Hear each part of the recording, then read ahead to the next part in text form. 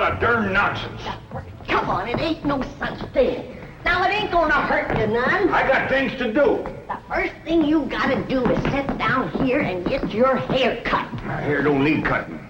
If it gets any longer, I'll have to... I declare, you fight hair cutting like a steer fights branding. Well, the last time you cut my hair, you did brand me. How did I know somebody poured hot gravy in my bowl? Smarted considerable. Sure plastered your hair down nice, though. No, I might go to selling that stuff. Greedy? Sure made your hair look mighty sprucey. Yes, sir. You were slicker than a peeled onion. Smelled like one, too. Sure. I'd go to selling that stuff. I could put an ad in one of them catalogs. If you want the girls to stop and stare, put Granny's gravy on your hair. All right, Granny, come on. Let's get on with it. Hey, Uncle Jed, you're getting your hair cut.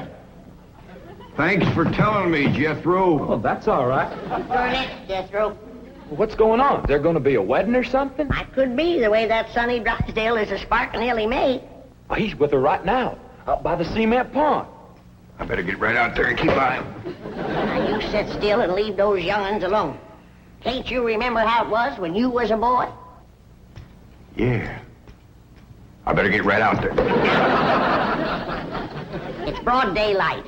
And besides, they swim. No, they ain't. He's just sitting on the bank, and he's a-holding her hand. What an interesting hand you have. I see a man, a handsome Harvard man. Where? Right there on your heart line. Oh, that's just a wart I got from picking up toast. Elly, you mustn't let horrid, slimy creatures touch you.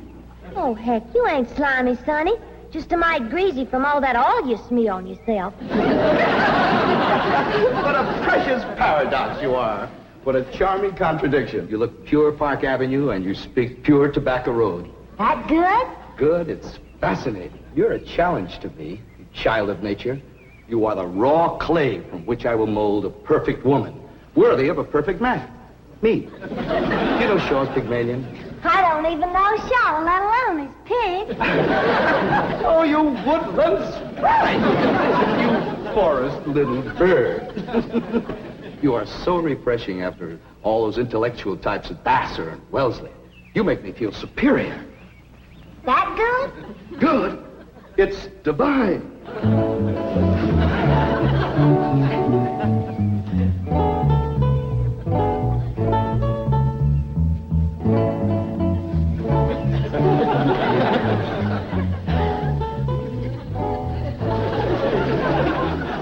I am Caesar, and you are a fair-skinned captive, a barbarian slave. Shall I drag you through the streets of Rome behind my chariot? Or shall I throw you into the arena with my lions? No, Caesar has other plans for you, my little savage. You shall be my slave, yes, but only the invisible bonds of love shall make you my prisoner. Come, I shall strum upon my lyre and recite odes to your beauty. What say you to that, fair maiden? How speak you now to mighty Caesar? I declare, Sonny, you're more fun than a bucket of tadpoles.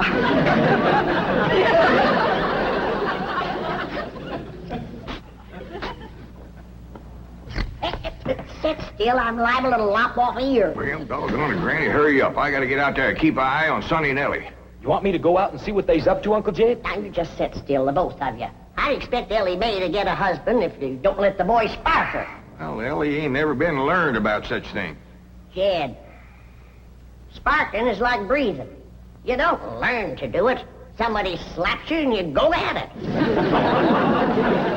Boy slaps. Now, I declare you're wiggling worse than a worm in a bait bucket. You want your daughter to be an old maid? Of course not. Next year she'll be too old to get a husband. She's almost 18. Ain't that old? Sure is. She done waited too long, Uncle Jed.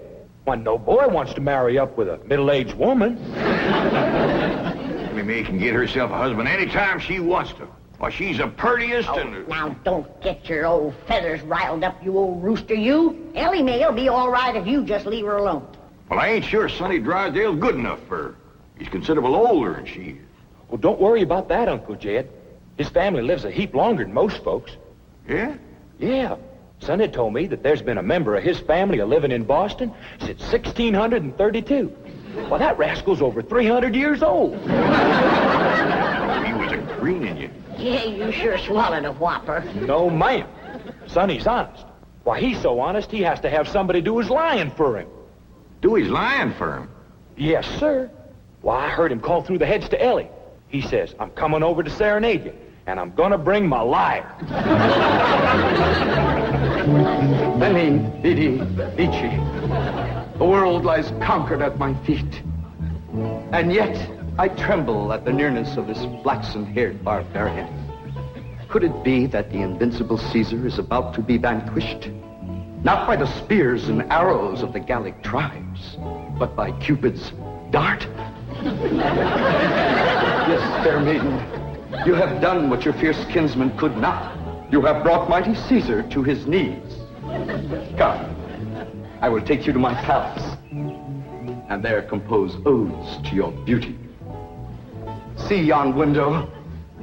'Tis the Emperor's suite. There I shall woo you. Mother! That's my room! And those are my binoculars! You're not supposed to spy on the Emperor! What are you trying to tell me, Sonny? Mumsy can see you, but she can't hear you.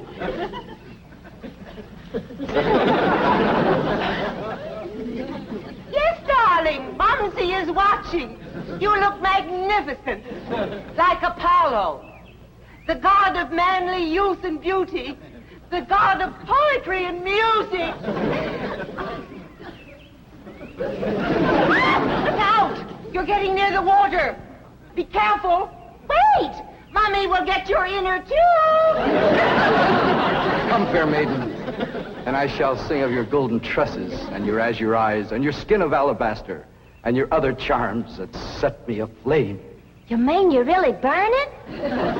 Yes, dear one, and only you can put out the fire. Okay.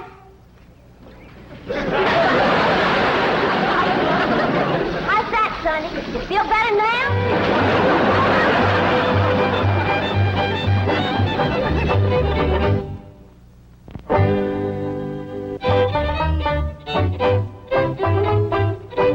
All right, Jethro, you're next. Oh, hi, Ellie Mae. Where's Sonny? Well, he run home to his mama. You didn't throw him down and hurt him again, did you? Shucks no, Pa. He caught fire, so I wetted him down in the pond. Sound like you done the right thing. How'd you catch fire? He said it was my charms that set him to burning. What charms was you toting? Well, just my sack of crawdad bones and my buckeye. You never heard of crawdad bones and a buckeye starting a blaze? What happened to your rabbit's foot? I didn't have it. There you are. You can expect trouble when you ain't toting a rabbit's foot. You know what my teacher over at Pot School said about toting a rabbit's foot? What? She said it's a superstitious invocation contradicted by scientific knowledge. It's always nice to know you ain't been doing something foolish. Don't you worry none, Ellie. You go jump into a purty dress, and I'll whop you up a love charm that I guarantee'll bring Sonny Drysdale back. Yes, I am, Mother. I'm going back. Sonny, darling, you're delirious. Here, bring some of this penicillin. I'll send for an ambulance. Mother, I am perfectly all right.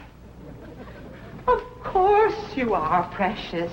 A nice rest in an oxygen tent is all you need. I don't need an oxygen tent or an ambulance. All right, just relax. And Mumsy will call the police. Police? But of course. I mean to have that violent, dangerous girl arrested for attempted drowning. Mother, you will not call the police. I'm going back there right now to see Ellie Mae. Ah, darling, that's very brave of you, but you're in no condition to make a citizen's arrest. Mother, I'm not going to arrest her. I want to help her, to work with her, to tutor her. What? She's like a wild, wonderful jungle cat, and I'm going to tame her. Sonny, you are delirious. I'll call the doctor. Mother, mind is made up. That girl needs me. For the first time in my life, somebody really needs me. I need you. The whole world needs you. Ellie Mae Clampett needs me, and I need her. I'll be her Pygmalion, and she'll be my Galatea. Sonny, you're not becoming emotionally involved with that creature. She's not a creature, Mother. She's a girl. A wild, wonderful, beautiful, ravishing girl. Yes, I am becoming emotionally involved. I forbid it. She's not socially acceptable for my baby. Mother, I'm not your baby anymore. I'm a man in search of a woman.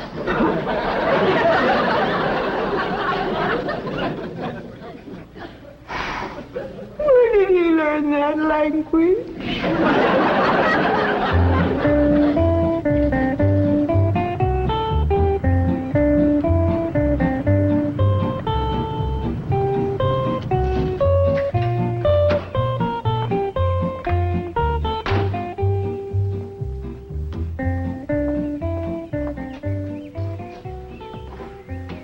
Hello, Duke.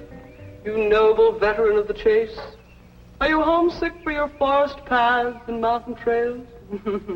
You look like a cashier waiting for the bank examiners to arrive.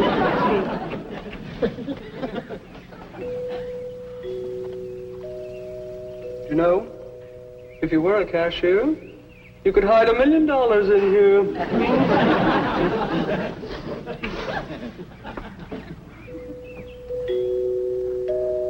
There goes that music again. Jethro, did you ever find out where that's coming from? No, sir, I didn't. Every time I went to looking for it, somebody always come to the door. This time I'm gonna find it for sure. You see?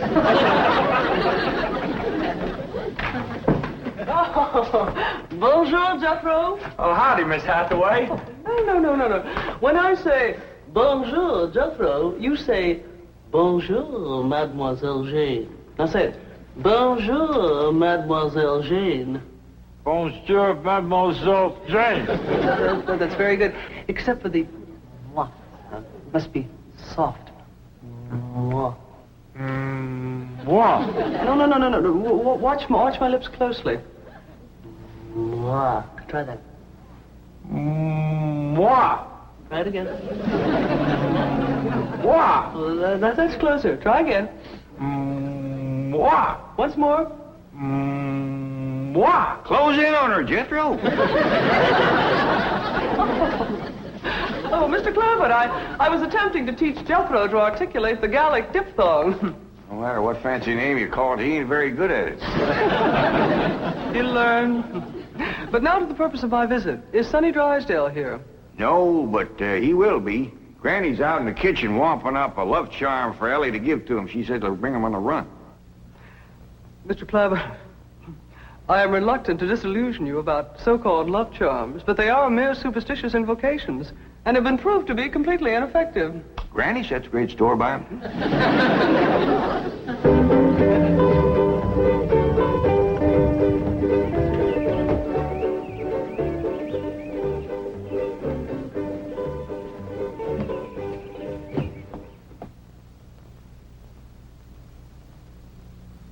Here you are, Ellie.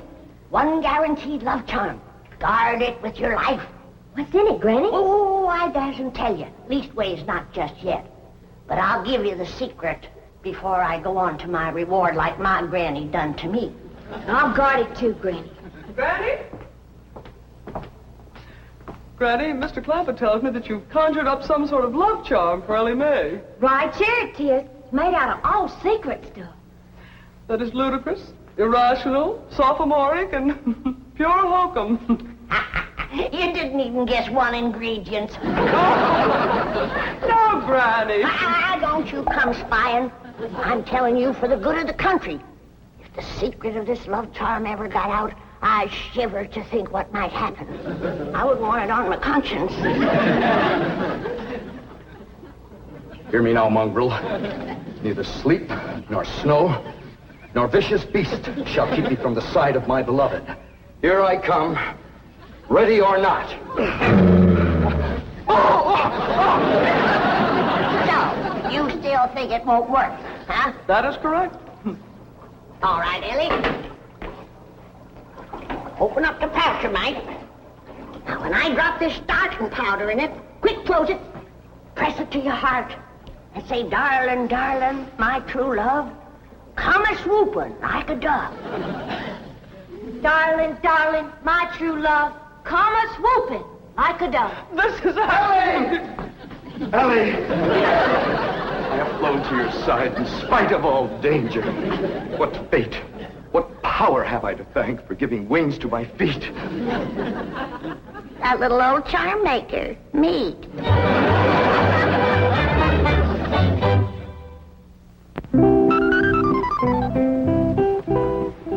And now we shall begin the transition from Tobacco Road to Park Avenue. Now you watch me closely and I'll show you how to develop perfect posture and grace of movement. Ah, Kipling. Well, do you like Kipling? I don't know. I ain't never kippled. Oh, you are a challenge, you ravishing rustic, you child of nature. Now here, you try it. There we are. Now walk. Oh. You'll have to try that again. Now sit down.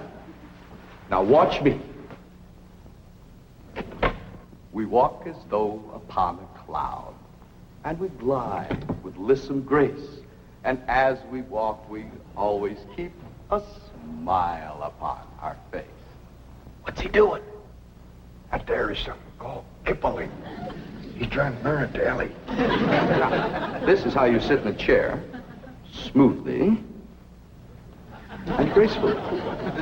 There ain't no chair where he's a-sitting. I know. What do you reckon's wrong with that rascal? Appears to me he's about 2 bricks shy of a load. Turn old Duke loose so we can go in there and protect Ellie. Now we'll practice diction and intonation at the same time. How now, brown cow? How now, brown cow? What's he talking about? He thinks old Duke is a cow. You best fetch Granny. Appears to be she's threw too strong a charm on that boy.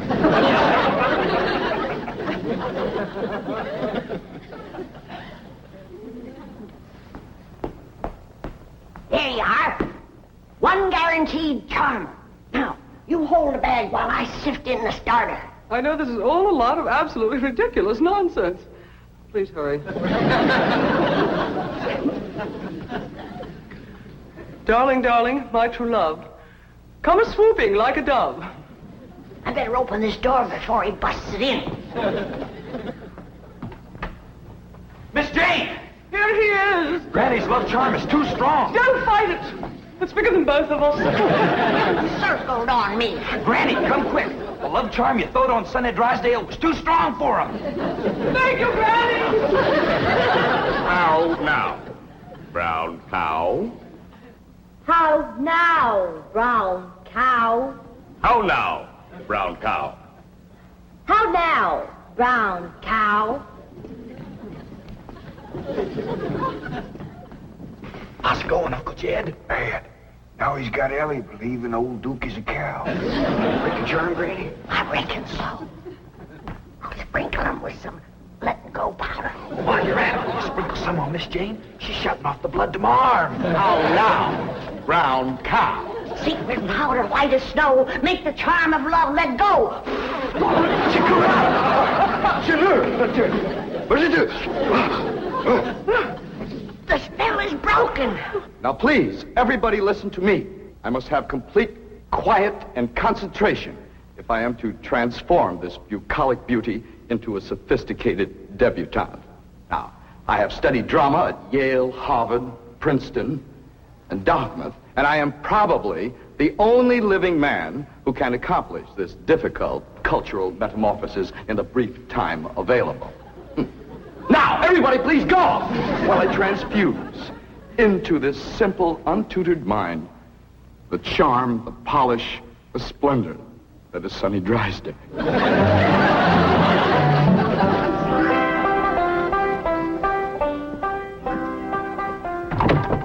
Jed? Hi, Granny. Is Ellie and Sonny still in that room alone? It was the last time I was listening, a couple hours ago. They was talking about the rain in Spain, a laying in the plain. Well, I guess they can't be up to no nonsense if they're talking about the weather. Doggies, I can't wait to see Ellie all polished up and talking like Sonny and Miss Jean. But while you're waiting, I got something for you. What is it? A love charm. What in Sam Hill I want with that? It ain't what you're wanting, it's what you're getting, a woman. And it's high time you got one, being a widower. Besides, the moon is right. That's why this stuff is working so high-fired powerful. So here. Well, I ain't interested in none of these la-di-da Beverly Hills women, so here. Well, they're interested in you, so here. Who said? Jethro says. Jethro don't know nothing, so here. I reckon Jethro ought to know what's going on in his own school. Besides, I saw her making sheep's eyes at you, so here. You caught who making sheep's eyes at me? Mrs. Millicent Schuyler Potts, that's who. Oh, now. You did? Educate a woman like that? Jethro says she asks for you every day. Oh, what she want with an old mountain goat like me? If I was to put a little starting powder in there, and you was to say the magic words, no woman could resist you. I don't hold with stuff like this. You're scared, ain't you? Oh, I ain't a scared. Then go ahead. I double dog dare you. Well, Open the pouch a mite. Now, well, this is just a lot of doggone nonsense. close it tight, clamp it to your heart, and say the words.